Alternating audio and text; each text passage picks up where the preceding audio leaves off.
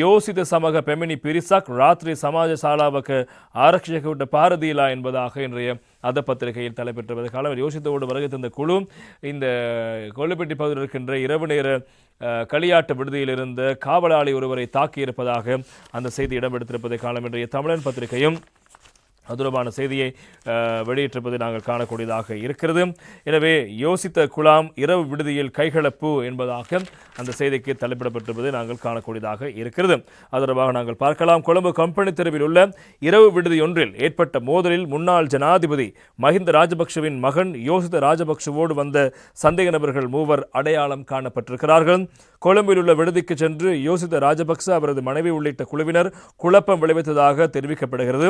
விடுதியில் பாதுகாப்பு நடவடிக்கையில் ஈடுபட்டவர்களால் வழங்கப்பட்ட அறிவுறுத்தலை யோசித்த தரப்பு ஏற்க மறுத்தமையினால் முருகல் நிலை ஏற்பட்டதாக போலீசார் தெரிவித்திருக்கிறார்கள்.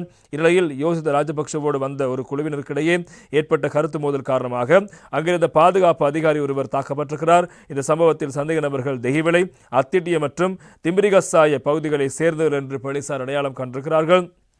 இதனை அடுத்து சந்தேக நபர்கள் தற்போது அந்த பகுதியை விட்டு தப்பிச் சென்று விட்டதாகவும் மேலும் சந்தேக நபர்களை கைது செய்வதற்கான விசாரணைகள் இடம்பெற்று வருவதாகவும் போலீசார் தெரிவித்திருக்கிறார்கள் என்பதாக அந்த செய்திகளும் இடம்பெடுத்திருப்பதை காணக்கூடியதாக இருக்கிறது.